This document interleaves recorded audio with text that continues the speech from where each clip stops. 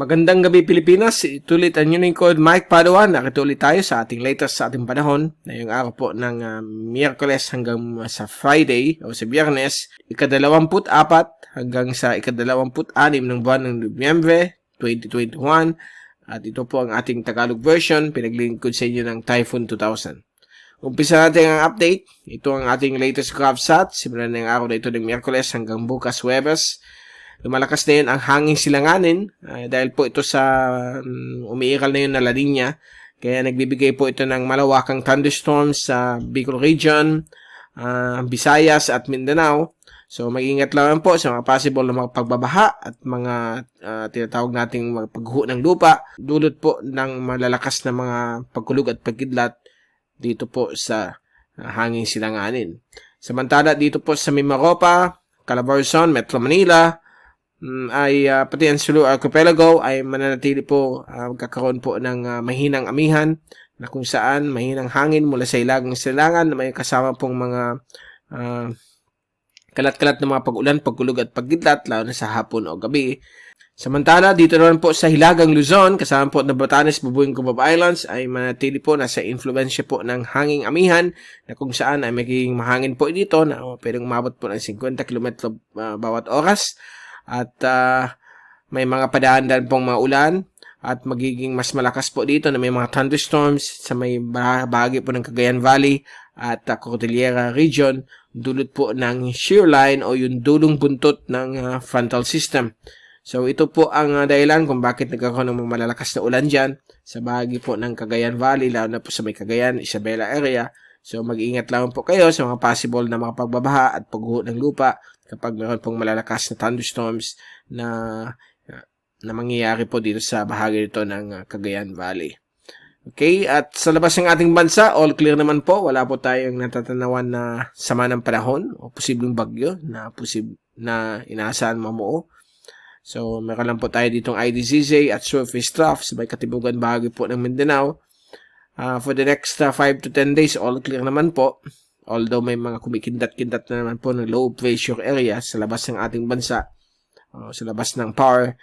Sa Friday, magbibigay tayo ng clear na details noon. But ang good news ay mukhang lulusaw po siya, malulusaw.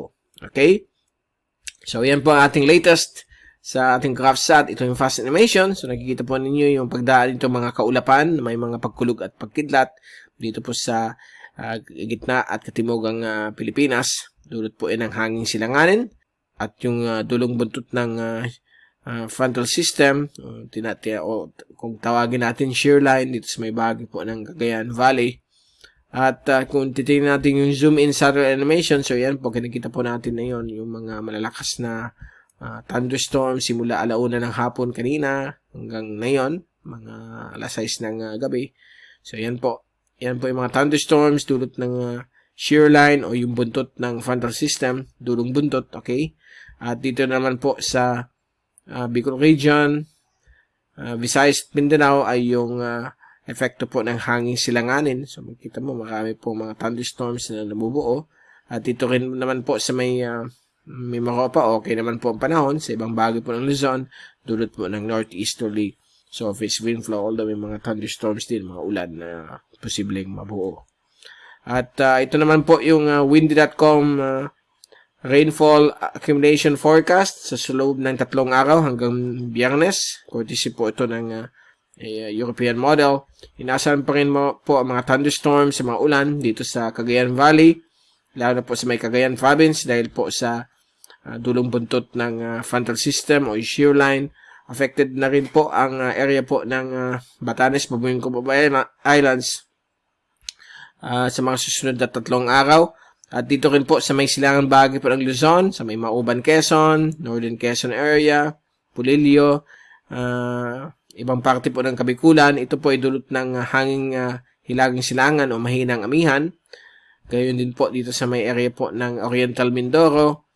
Ang area naman po ng Bicol Region, lalo po yung Southern Bicol, Masbate, Visayas, and itong area po ng Mindanao, ito po ay magkakaroon rin po mga thunderstorms, dulot po ng hanging silanganin na pinapalakas po ng La Nina phenomenon.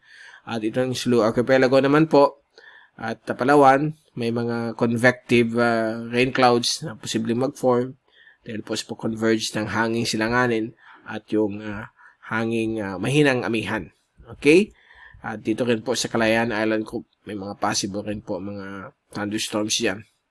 At yan po ang ating rainfall accumulation forecast. So, lagi magdalang payong dahil panahon na yun ng La Nina. Kahit walang bagyo, may mga inaasahan po tayong mga ulan, lalo na sa hapon o gabi sa iba't ibang bahagi po ng Pilipinas except po itong western sections ng Luzon. At medyo hindi masyado po mga ulan sa bahagi niya ng ating bansa. Samantala, ito yung forecast sa hangin at pressure mula sa European model, courtesy of windy.com hanggang Friday. Bukas ng hapon, inaasahan pa rin po ang epekto ng amihan sa dulong hilagang Luzon. Samantala, ang hangin silanganin ay magpe-prevail po sa Bicol, Visayas at Mindanao. At magpe-penetrate na rin po sa may bahagi po ng Mimaropa, lalo na po sa araw po ng Biyernes. Ayan po, halos aabot na po dyan ang hangin silanganin. Nandito pa rin po yan sa Bicol, Visayas at Mindanao. At dito na po sa dulong hilagang Luzon, lalo sa Batanes, Bubuyan Group of Islands at coastal areas po ng Cagayan Valley, ay umiiral pa rin yung hanging amihan. Okay? At mukhang meron mag-form dito na panibagong frontal system. So, meron ditong subtropical low na posible mag-form. So, titingnan natin yan in the next 3 days. So far, magbibigay lamang po ng mga ulan yan sa dulong hilagang Luzon. At bago tayo paalam, ito ulit yung Global Tropics Hazards and Benefits Outlook ng Climate Prediction Center ng NOAA.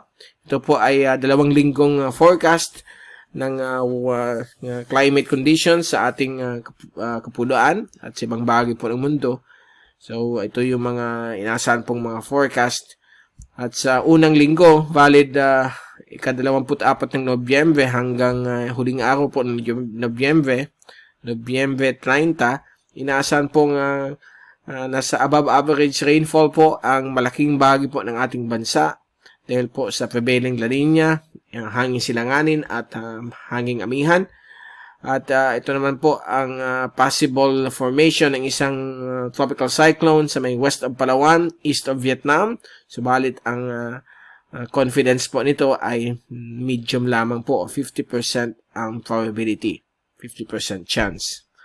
At sa ikalawang linggo, valid unang araw po ng Disyembre hanggang ikapito ng Disyembre, inaasahan pa rin po ang above average rainfall sa gitna at hilagang Pilipinas. So kasama po dyan ang Luzon, portions po ng Mimaropa, Bicol region at ibang parte po ng Visayas. So magkakaroon po yan ng above average rainfall, dulot po yan ng hanging silanganin at panibagong surge ng amihan for that week, okay, sa December 1 hanggang December 7. So, magdala lamang po ng payong dahil dyan po ang La Nina. Yan po para sa unang linggo ng December.